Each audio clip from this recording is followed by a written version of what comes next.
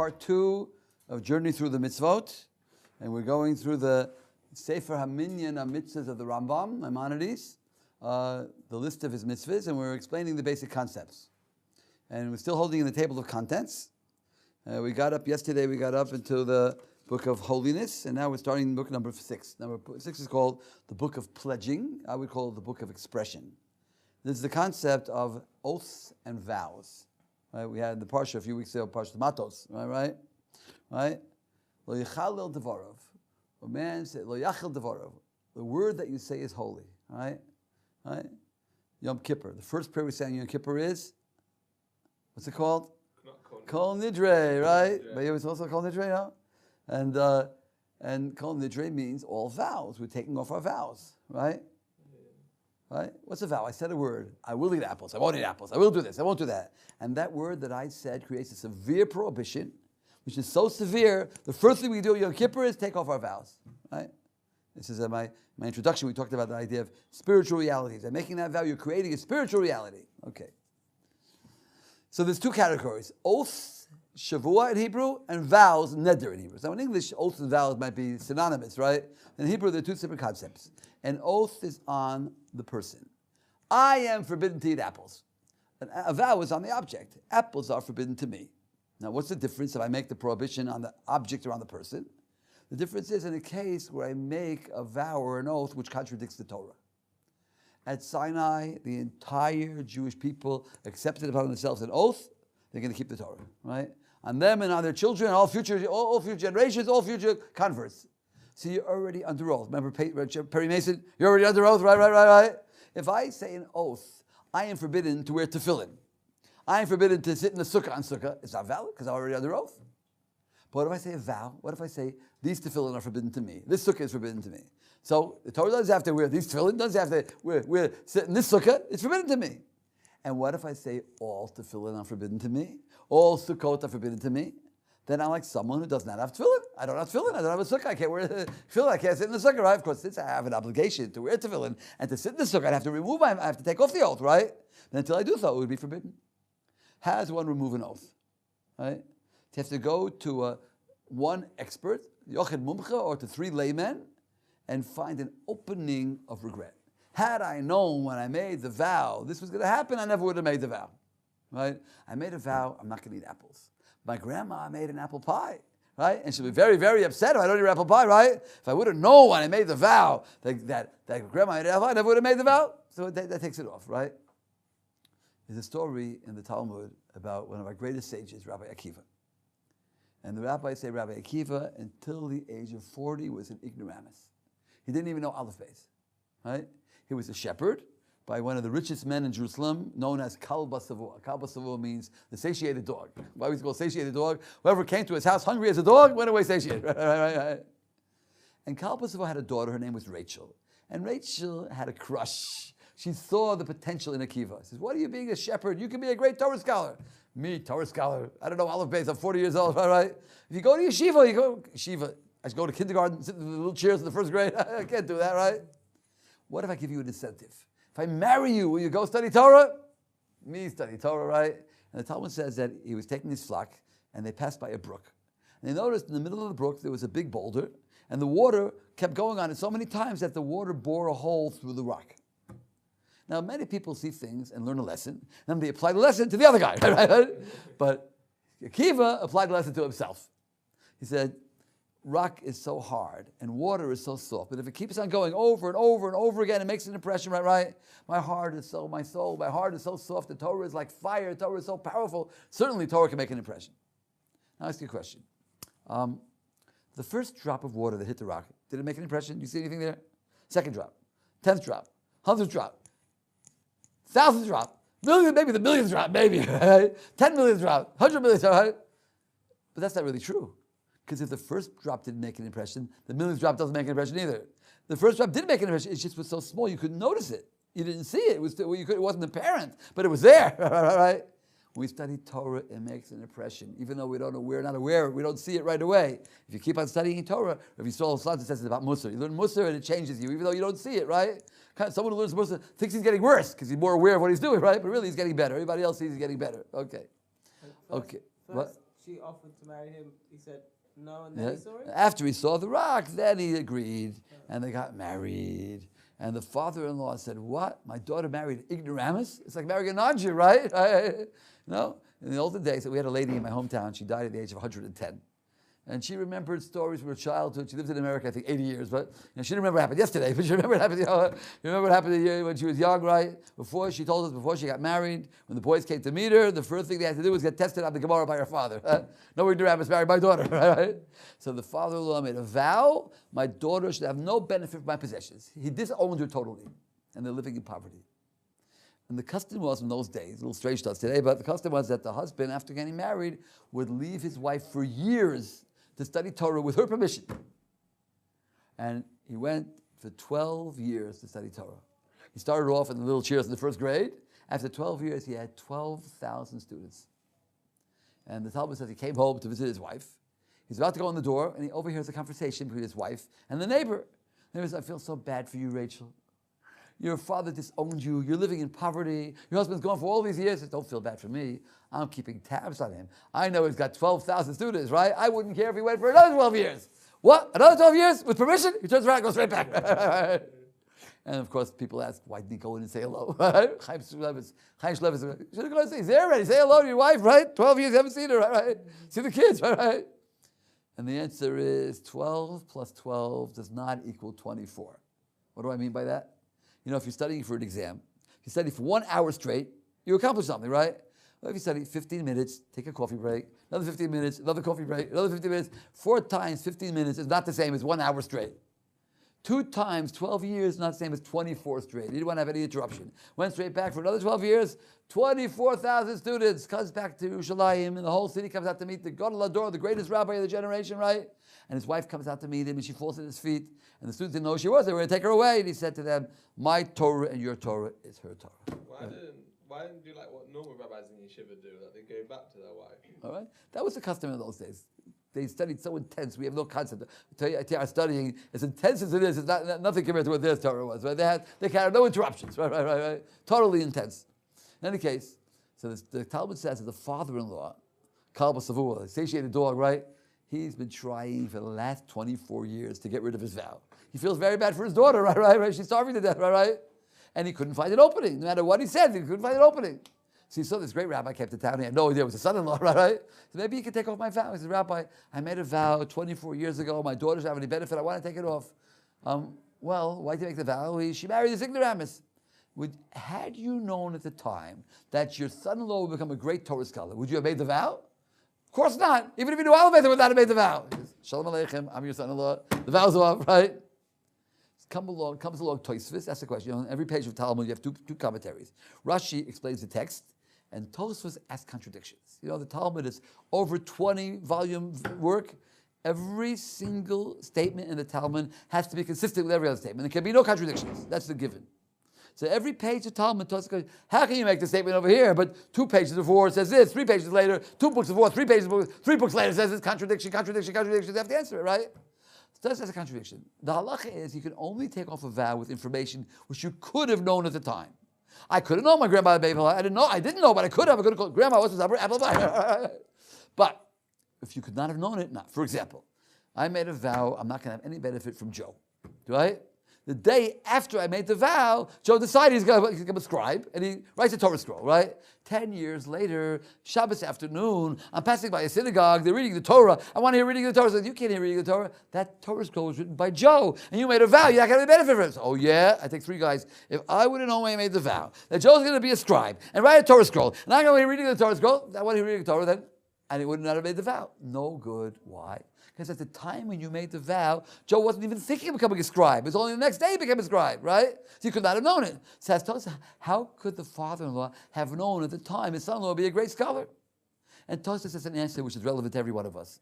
He says, the normal manner is someone who goes to study in yeshiva, he becomes a great scholar. That's par for the course. That's normal, right? So his daughter says, "But Daddy, he's going to Orsa Meir, he's going to learn Torah." Once he told, so he could take it off. So he took off the vow, right? Now women have it a little bit easier. That they can, if a vow begins from the age of 12 from 11 for a girl, and 10, 12 from a boy, right? A year before bar mitzvah, right? If they are aware of what they're saying, right? And a girl is under her father's domain until the age of 12 and a half. He can marry her off, he can has certain rights over her, right? So if the day when he hears the vow, the father, until the age of 12 and a half, says, I don't want it, the vow is automatically off. You don't need an opening of regret.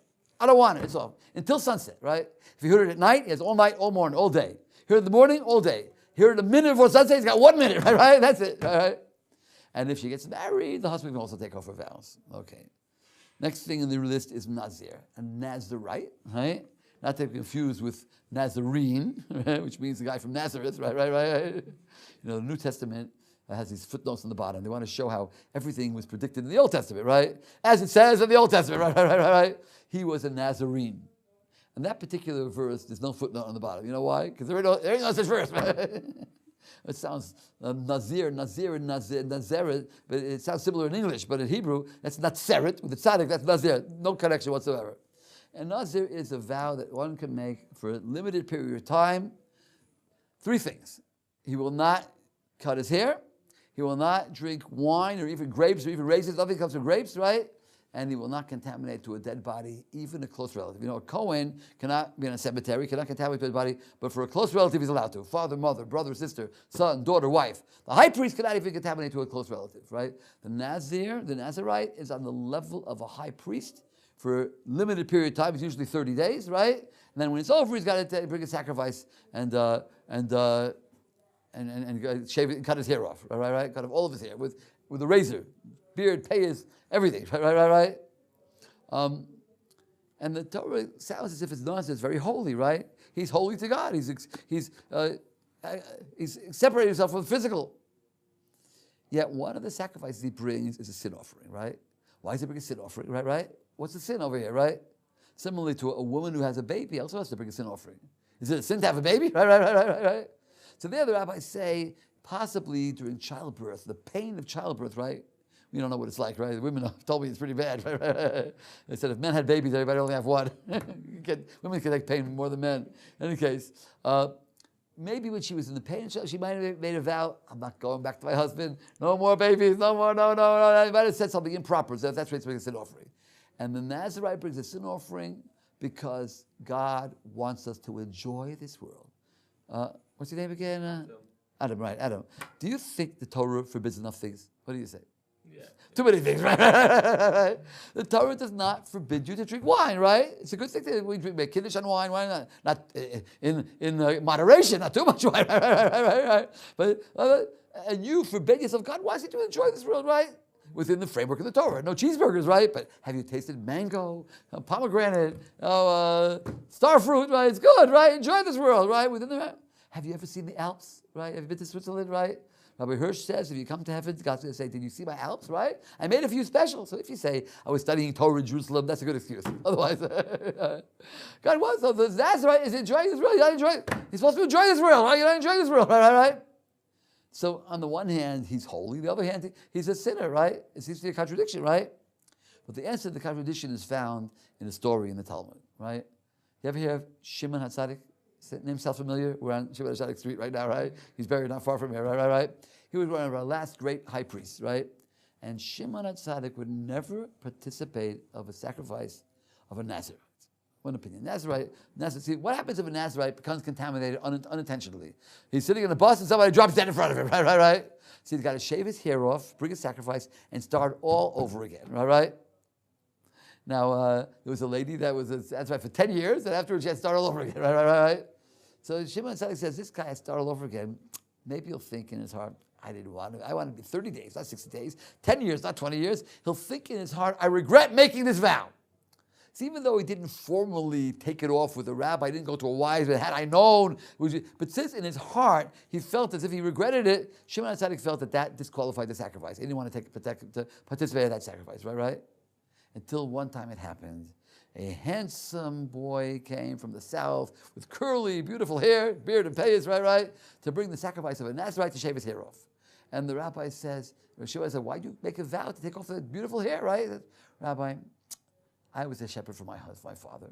And one time by the river, I happened to notice by refreshing. You have to know, in the olden days, men did not look in mirrors. Mirrors were for women, right?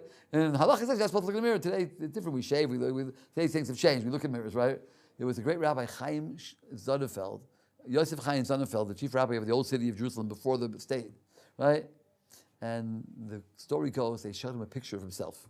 He looks at it and says, looks like a real pious Jew. He had no idea it was himself. He never looked in the mirror. He didn't know what he looked like, right?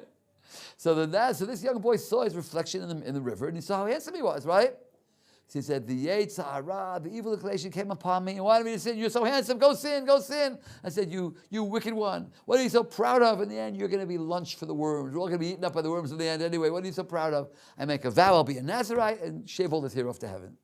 And when Shimon HaTzadik heard that, he kissed him on the forehead and he said, his sacrifice I will eat. He meant it totally for the sake of heaven. If he would become contaminated, he would not regret having done it. Right? So on the one hand, if you're a Nazirite because you want to show how holy you are, I'm holier than you, right? I'm a Nazirite, right? I'm more humble than you are. Right?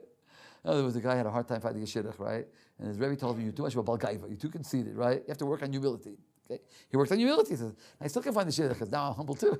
Besides all my other good points, I'm also humble. Right?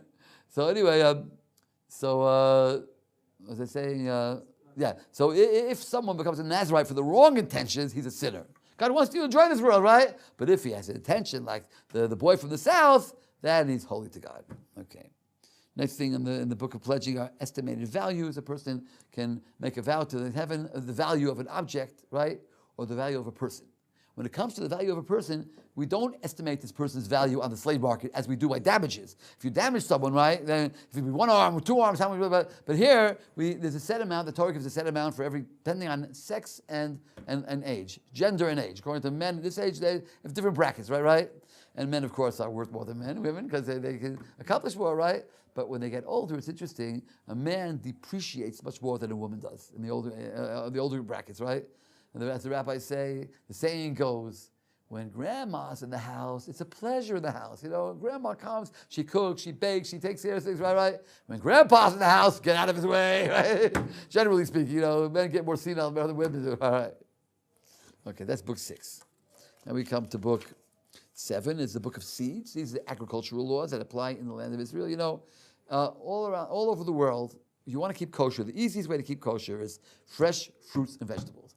All fresh fruits and vegetables are kosher, right? Except for the problem of bugs. Got to make sure there's no bugs. There are things that are infested with bugs. What's worse than biting into an apple and finding a worm? Half a worm.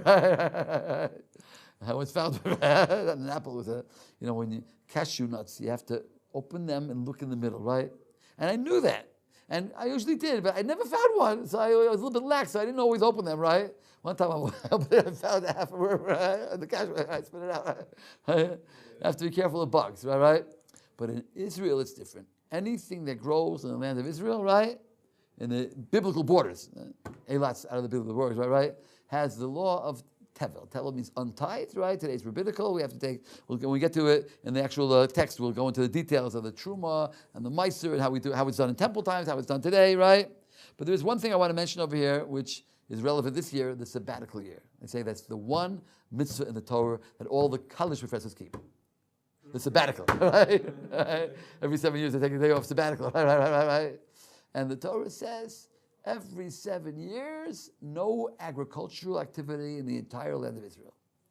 And this is one of the biggest proofs of the divinity of the Torah. You want to pass me a chumash, please? Right? Well, did a person write this book or did God write this book, right? They say if a person wrote the Bible, he must have been an anti-Semite, right? He makes so many limitations, right? Imagine we are the committee to write the Bible, right? And someone suggests we should write in our Bible, every 7 years, no one should plant in the entire land. Would you vote for that, Adam? Does that make sense? I mean, what would happen today in America if no one planted for a whole year? There'd be riots, right? India, people would starve, right? Strange. There's such a thing as crop rotation. We don't want to deplete the minerals, right? But no one should plant in the entire country? Ridiculous, right? Okay, for some strange reason, the committee voted to write that in the Bible. Every 7 years, no one plants the entire year, right?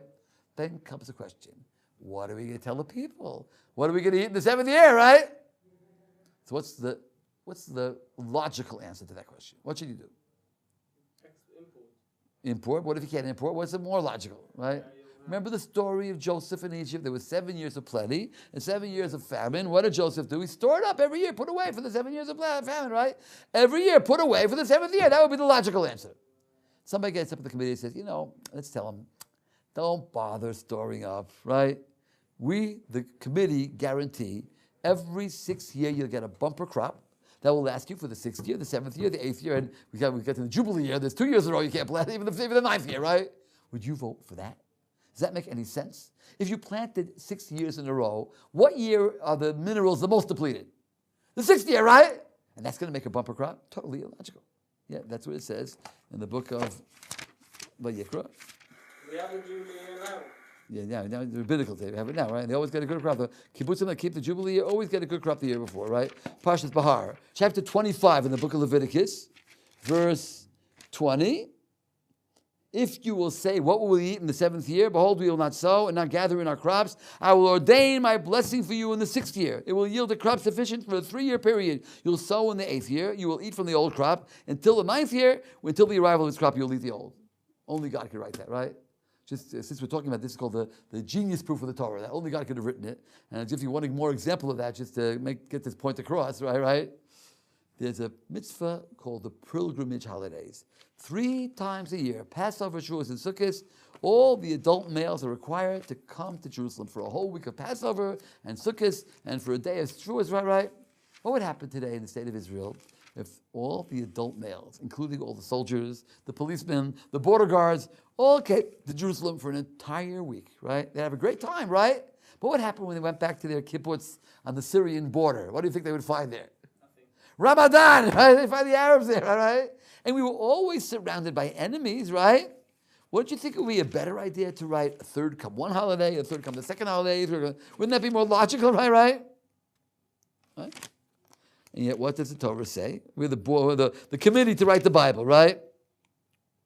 It says, chapter 34 in the book of Exodus, verse 24, I shall banish nations before you, broaden your boundary. No man will covet your land when you go up to appear before Hashem your God 3 times a year, right? Could a person guarantee that? Would a person write that? Right?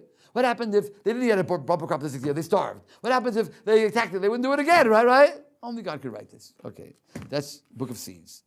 Then we get to the book of the temple service, all the sacrifices, right? And the book of sacrifices, right? So let me just do an introduction to understand the concept of sacrifice. People have a very hard time with sacrifices. We're not going back to that sacrificial cult again. Oh no, right? Slaughtering all these animals, right? When do we say L'Shana Haba B'Yushalayim? When? At the end of the Pesach Seder. When else? The end of Yom Kippur. Why not any other time? Why not Rosh Hashanah? Why not Shavuos? Why not Sukkot? What's the common denominator between Yom Kippur and Pesach?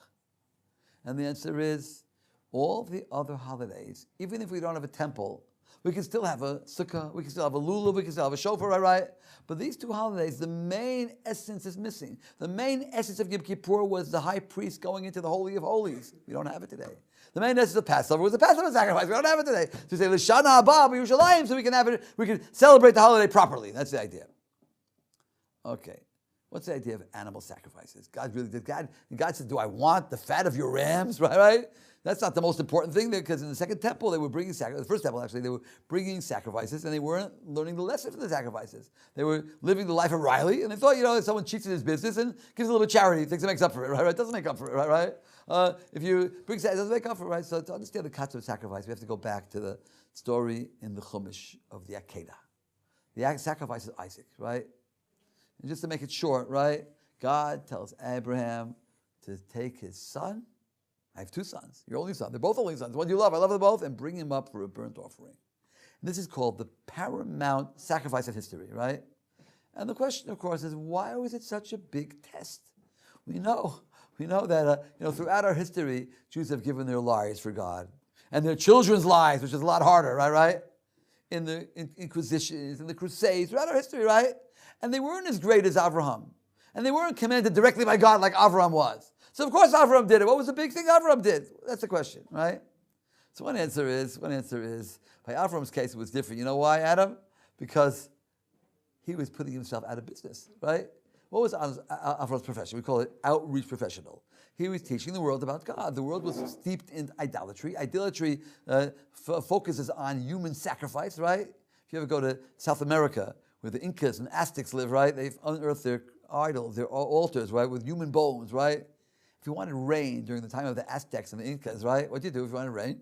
Took a fair maiden, a flint knife, cut out her heart, and sacrificed to the rain god. What else did you do? I'm sure they felt very bad for the poor maiden. What can you do? We need rain, right? Comes along, offers, you guys got it all wrong. You don't have to appease God. God doesn't want human sacrifice. God wants hospitality. God wants chesed, kindness. That's what he wants. By the way, Avram, where's your son Yitzchak? I sacrificed him, right? It was a total contradiction to everything he was preaching, right? But more than that, right? Avram was aware of the fact that he was going to be a progenitor of a nation that's going to teach the world about God, the Jewish people. He wasn't a private citizen. He knew that Yitzchak is going to be a nation. If you slaughter Yitzchak, you're slaughtering Isaac, you're slaughtering Jacob, you're slaughtering Moses, you're slaughtering Maimonides. No more Rabbi Geller's class, right? Nothing, right? Nothing. Right? That's it. Right? And that's what made the test so mind-boggling. So he says, so he went for 3 days till he found the spot. Think about it for 3 days. You know how hard that is, right? You tell a Buddhist, jump into the fire, and he jumps into the fire. Tell him, wait 3 days to jump into the fire. It's a lot harder. Maybe he'll become a Christian, right? And then he comes to the spot, and he takes his son, and he ties him up, and he takes the knife. He's about to sacrifice his son, right? And he hears a voice from heaven. The angel says, don't do it. Let me just make a little cut. Show it's serious. Nothing, right? And you pass the test.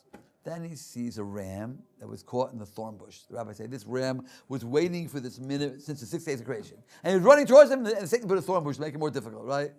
And he slaughtered the ram instead of his son. Now, does that make any sense? Right?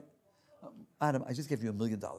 Oh, you give me, let's other way around. You gave me $1 million, right? I say, thank you so much. How can I show my appreciation? You know, I just found a bobby pin on the floor. It's not even mine. I found it on the floor. You please take this bobby pin I found on the floor and send it for your $1 million. Does that make any sense, right? His son, who was born to him at the age of 100. The future Jewish people, right? Slaughter him. Okay, I'm ready to slaughter him. Don't slaughter him. Oh, thank you so much. You know, I just found the ram here. I didn't even buy it. I just found it here, right? Please take this ram instead of my son. Does that make any sense? And after he slaughters the ram, then he gets a blessing. What a tremendous blessing. Your children like the sand of the sea, the stars in heaven. Through your children shall be blessed. All the nations of the world, right? Hold on 1 minute. When did he pass the test? When he slaughtered the ram or when he was ready to slaughter his son? Tell me. He's ready to slaughter his son. Say there was no ram. Did he pass the test? Yeah. Yes. Who cares about the ram? Why did he only get the blessing after he slaughtered the ram, right? And what does it mean instead of his son? So the commentaries explain that when Avram took that ram, he thought in his mind's eye, it's my son Yitzchak. And he cried bitter tears. How can I slaughter the future Jewish people, right? And he said, it's the will of God. He overcame his emotions. It's the will of God, and he slaughtered the ram. He said, thank you, God, for taking this ram instead of my son. He took the blood of the ram in his mind's eye. It was the blood of Yitzchak, and he went through the entire emotional conflict. How can I do this to my only son? It's the will of God. No questions asked. And he slaughtered, and he sprinkled the blood on the altar. Every act he did to the ram in his mind, he slaughtered the ram instead of his son, literally. And that's why I got the blessing afterwards. So when a Jew came to Jerusalem and brought an animal, right? Before they slaughtered the animal, he put his weight on that animal and said, this animal should be instead of me. And when they saw the slaughtering, that should be me, and that should be my blood, and that should be my fat. You were a changed person. After bringing the sacrifice from the temple, you were totally different. It made a very, very powerful impression on a person. You have a question? Right now, it's a bit hard for me to comprehend that Avram put Yaakov in the position of the lamb. Because he just saw it was him, and he just sees. He was able to, in his mind's eye, that's what he said, right, it's not easy for him to do. It's not an easy thing to do, right? Instead, right? In other words, when a person brings a sacrifice, he's saying, I'm ready to give my life for God.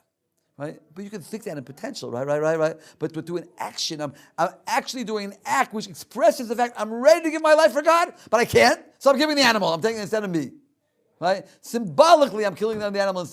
I'm killing the animal inside of me. Right? Rabbi Hirschman's symbolism is I'm slaughtering the animal in me. I'm taking the blood of the animal which represents my life. I go over to the altar of God which represents God's service. I sprinkle the blood on the altar to dedicate my life to the service of God, to burn the fire of godliness in the world. That's how Rabbi Hirsch explains. So it's very simple. Okay, we'll talk. What about atonement offering? The daily offering, that was for the entire Jewish people. The entire Jewish people had to be there. They had to have a representative there. All right? So I want to go into all the details now. When we get to the text, we're still in the table of contents, right? Just giving the basic concept.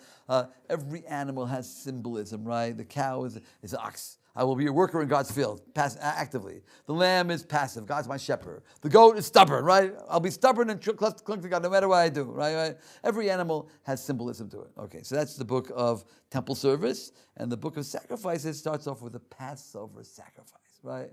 We're in Egypt, right? And we're slaves. We're still slaves, right? We haven't gotten out yet.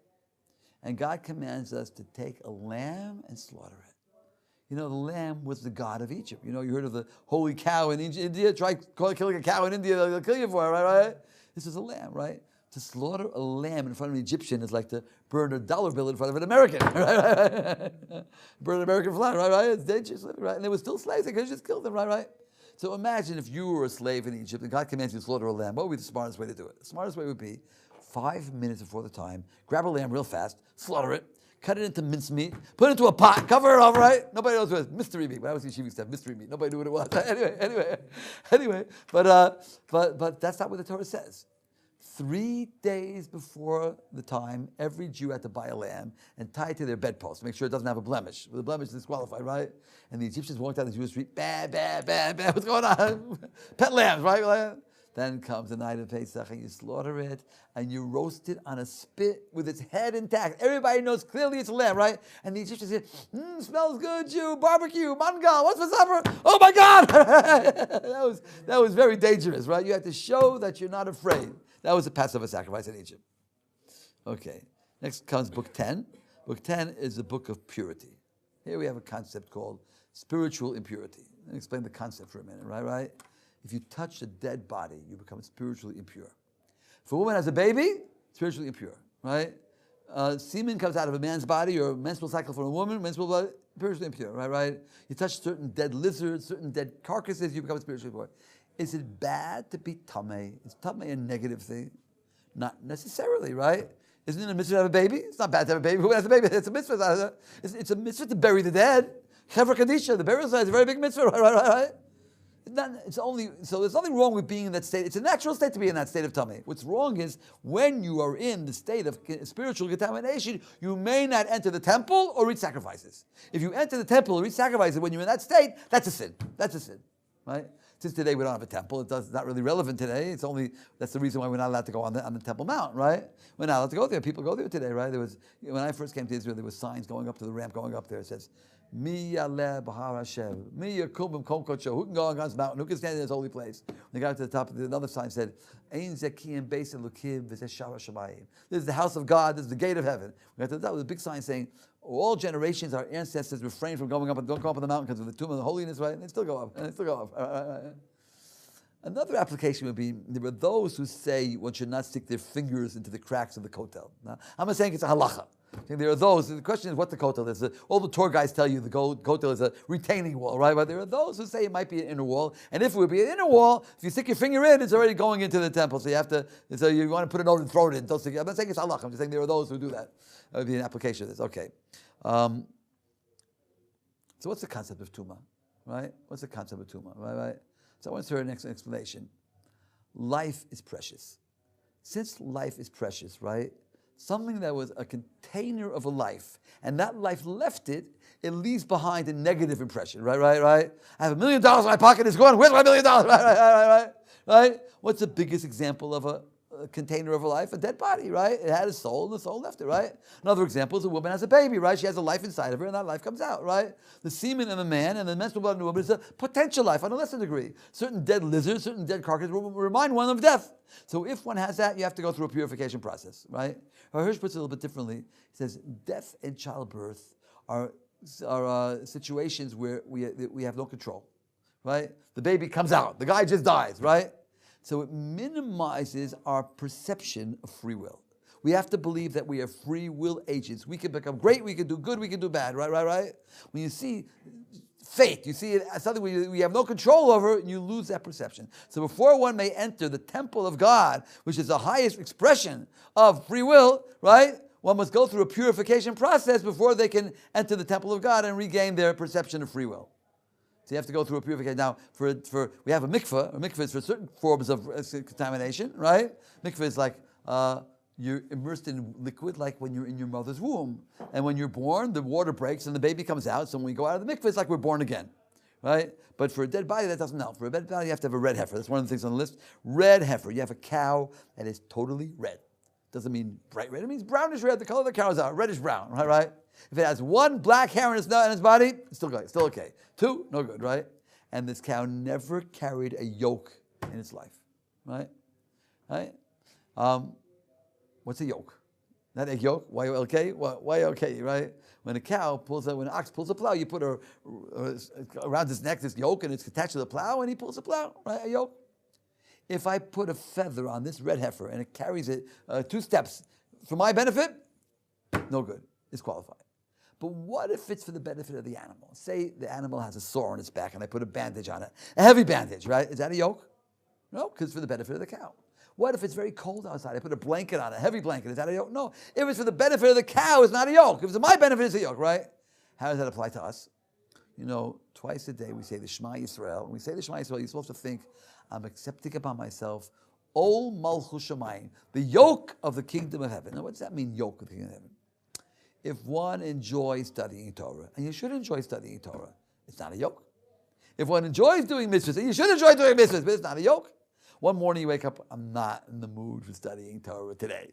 I'm not in the mood for doing mitzvahs today, right? And you do it anyway, then it's a yoke. Right? Accepting myself. I generally enjoy davening. I enjoy putting on tefillin. I enjoy generally, right? Tisha B'Av. To a whole morning of saying kiddush, right? It comes mincha time and it's hot and I'm sweaty, right? Put on the tefillin. I have to read a Tom's tefillin and say the Shema. It was very difficult for me. I said, now finally it's a yoke, right? Usually when I put on tefillin, I enjoy putting on tefillin. Now it's very hard for me. I'm going to put it on anyway. A yoke, right? It's a yoke, right? You ever been to the swearing-in ceremonies of the soldiers at the hotel, right? They give them a Bible, they give them a rifle, they take an oath, they give my lives, right? I always have mixed feelings when I say it. On the one hand, you have to appreciate the soldiers. They're protecting us. You have to appreciate them, of course, right? On the other hand, we make that yoke twice a day. You see in the background, the people davening at the kotel, we say Shema, accepting the yoke. So this cow, totally red, right? Never did a stitch of work, right? Total physicality. Take it outside the camp. There's no room for that in God's camp. In Jerusalem, they took it to Mount Alas. You slaughter this cow, this heifer, and you burn the ashes. You burn it totally, and the ashes you mix with water from the basin, and you sprinkle that on someone who was contaminated to a dead body on the 3rd day and on the 7th day, and it becomes pure. This is called a chok. A law we don't understand the reason. We have different categories of mitzvahs. We have mishpatim, our laws, we man your fellow man, don't murder, don't steal. We have edus. Edus are testimonies, laws which have historical significance, right? The Passover Seder, the Sukkah, Gid Anosha, the wrestling match between Jacob and then the angel, right? And then we have chokim. We don't know why can't I eat meat and milk together? Why can't I have wool and linen? God said so, right?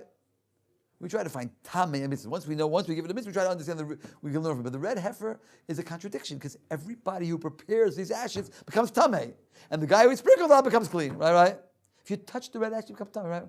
What happens this year? Interesting. What happens if somebody dropped dead in front of him, right? And he thought he was tamei, so he went and they sprinkled him the ashes of the red heifer, right? Then it turned out the guy wasn't really dead. The guy was really dead. He was in a coma, and he came out and he woke up, right? What's the status of this guy who had the red ashes? He's tamei. He touched red ashes. When you touch the ashes, you become tamei. If he would have been, the guy would have been dead. He would be tar, right? It cleans the guy who was unclean, and it makes the guy who was clean unclean, right? It's a contradiction, right? Even Solomon said, I tried to get wisdom who was far from me. I understood everything. That one miss I couldn't figure out, right? Moshe understood it, right? So the rabbis, the commentaries say it's compared to the golden calf. The golden calf, right, was the calf, and the heifer is the mother cow. The analogy the rabbis give, when the child of the maidservant makes dirty in the king's palace, who's got to clean it up? His mother. The heifer has to atone for the golden calf. What's the connection between the golden calf and the red heifer? Right. Adam sinned, right? And he brought death into the world, right? Had it not been for Adam's sin, we'd all live forever, right? Death is something which doesn't make any sense at all. No? Doesn't make any sense at all, right? All right. Imagine someone builds a skyscraper in Manhattan for $1 billion, right? 3 years building it, right? And he dedicates his building. He's got office buildings with state-of-the-art, computers and telecommunications, right? And he makes a big dedication ceremony. And the mayor comes and makes a speech, right? And after the dedication ceremony, he takes some TNT and he blows up his building. What do you say about this guy? Off his rocker, crazy, right? Okay, person is born, goes through life, grows up, goes to school, becomes an expert in his field, makes a lot of money, he's got money in the bank, he gets married, has children and grandchildren, and then one day what happens? He dies. Does that make any sense? Does that make any sense, right? Are we living to live? Are we living to die? If we're living to live, then why do we die? We're living to live. We're living to die, then why do we live, right? Why die at 95? Why die at 5? Why drag it up to 95, right? I have not yet heard a secular answer to that question, right? Secular people don't like to think about death. It's too morbid, right? The religious answer, of course, is we don't die. The body dies. The soul lives forever, and we believe eventually we're not allowed to desecrate a dead body. We're not allowed to cremate a body, right? Because we believe in the resurrection of the dead, right? Doesn't mean that the body that was cremated, God can't resurrect. The Holocaust victims were cremated. It's not a problem for God to resurrect them, right? But we may not desecrate a dead body to show our belief in the resurrection of the dead, right? So, how do I get into this? So when the Jews received the Torah at Sinai, they rectified the sin of Adam, and they were supposed to live forever. And what brought death back in? The golden calf. So the golden calf, the baby made dirty in the king's palace, brought death back in. So the mother, the heifer, has to take off the contamination of the dead body, right? And take it a little bit deeper, this analogy, right? We said the red heifer, even Solomon didn't understand. It's above our comprehension.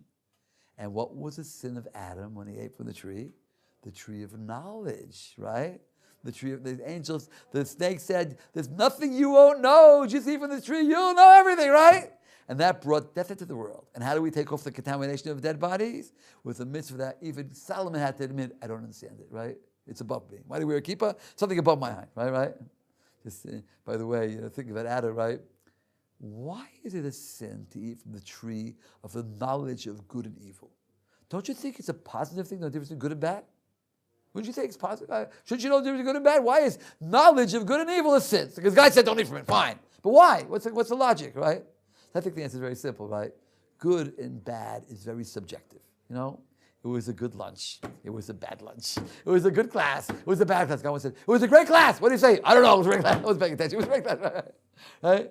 Can you think of some other criteria one could base a decision on which is more objective than good and bad? What would it be, Adam? Is it truth and lies? Very good. True and false. Something can be objectively true and subjectively bad. For example, smoking is dangerous to your health. That's objectively true. For a smoker, it's bad. I heard of a smoker that read that smoking is dangerous to his health. You know what he did? He gave up reading. He didn't give up smoking, he gave up reading. Or the other way around. Something can be objectively false and subjectively good. A drug addict is on a trip and he's floating and never ever land. That's objectively fantasy. For him, it's good, right? So before Adam ate from the tree, his decision-making process was true or false. Let the chips fall where they may. If it's true, I do it. If it's false, I don't. Once he ate from the tree, is it good? Is it bad? Is it fun? Do I enjoy it? Does it fit in my lifestyle? Right? That's good and bad. Right? Rabbi Yaakov Weinberg Zatzal from Baltimore, he once gave a lecture to some college professors. After 5 minutes, one of them said, Rabbi, I want you to stop talking right now. Why? Because if you keep on talking, I'm going to have to give up my lifestyle. And I like my lifestyle. Okay. Okay, so that's purity. We're just going very quickly. We're going through the table of contents, and we're going to go through each one more in depth. Book 11 is the book of damages, right? This deals with between a man and your fellow man, right? Theft, robbery, assault, and batteries. Actually, what's the difference between theft and robbery? Geneva and gezela in Hebrew, right? In English, again, it might be synonymous, but in Hebrew, we have two concepts. Ganav is a burglar who crawls into your house at night and steals. Gazlan is an open theft. He grabs your wallet and he runs away. Who's worse?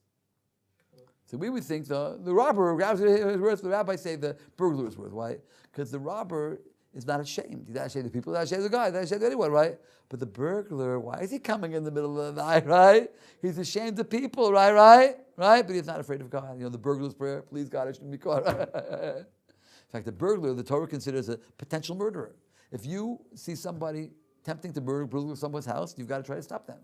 And if you shoot them in the leg, shoot them in the leg. The only way you can stop is kill them, you kill them. Because every burglar knows if the guy wakes up in the middle of the night and he sees me stealing, he's going to try to stop me. So he comes prepared with a gun and with a knife, just in case, right? They're all considered potential murderers. Okay, that's theft and damage. We have lost objects. It's a mitzvah to return a lost object. That we teach that to children. The first Gemara that little boys learn is about lost objects. Give that concept. You have to return. It's not yours, right?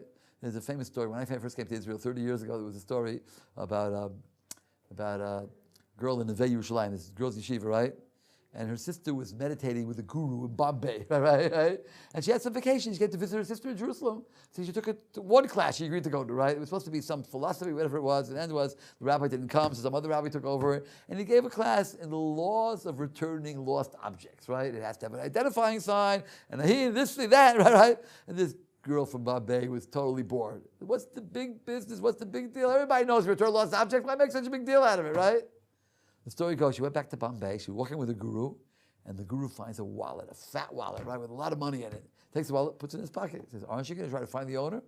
It's a present from the gods, right? Next day she asked him again, what about that wallet, right? Maybe the guy's lost it. It's a present, right? She saw what kind of guy her guru was, right? She left Bombay, came to Jerusalem, went to Neve Yerushalayim. True story, right? Because of that lost object. We teach our children, there was Children's Magazine, right? There was an article, a child asked a child question, we have clotheslines on top of the other, right? And I found some clothespins on the floor. I'm not sure if they're mine or not. Can I take them or not? So we said, you should ask the people if they're theirs or not, right? If they allow you to take it, right? Here we have assault and battery, right? If you damage someone physically, you got to pay money. An eye for an eye, a tooth for a tooth, doesn't mean literally knock out his eye. The value of an eye for an eye, right? How much would it be worth as a slave with two eyes? Say $1,000. One eye, who wants a one eye fillet? Only $500. You have to pay the damage. That's called the damage. That's an eye for an eye, right? I have 20/20 vision. You have 30/30 vision. I knocked at your eye. It's not mine's only yours 30. Mine's only 20. Say I only have one eye. You're not going to be blind. It's not possible to knock at this guy's like. So it means the value of an eye. So what's the question you should be asking? If it means the value of an eye, then why doesn't it say the value of an eye? Why don't you say what you mean and mean what you say? Why do you say what you don't mean? Right? And the answer is because the Torah talks a different language. The Torah doesn't talk our language. Torah talks in absolute terms. You know what you really deserve when you knock this guy's eye out? You know what you really deserve? An eye for an eye, a tooth for a tooth, a wound for a wound, a burn for a burn. But in practical terms, we take money. We want to let you know what another case, the Torah says, a woman does something wrong, cut off her hand without her mercy. Don't get scared. We never cut off anybody's hands. Islamic law, Khomeini, they do. We don't go. It means the value of a hand, money. So I say cut off her hand, you really deserve to have your hand cut off. A man didn't watch his ox, and it gored 3 times, and then it killed the person, right? The first 3 times you're not responsible, so you didn't know it was going to gore an ox. At the 3 times you were negligent, so the ox has to be killed. Remember Malcolm X? I call him Malcolm Ox, right? We take Malcolm Ox to the court, and we stone the ox because he killed the person. You shouldn't remember that. But if the first 3 times you just pay money, if it's the 3 times that you kill the ox and the owner shall also die, but if he pays ransom, he pays money, right? Do you know anybody who's not going to pay ransom? I'm sorry, I can't afford to pay ransom. Kill me. Of course I'm going to pay ransom, right?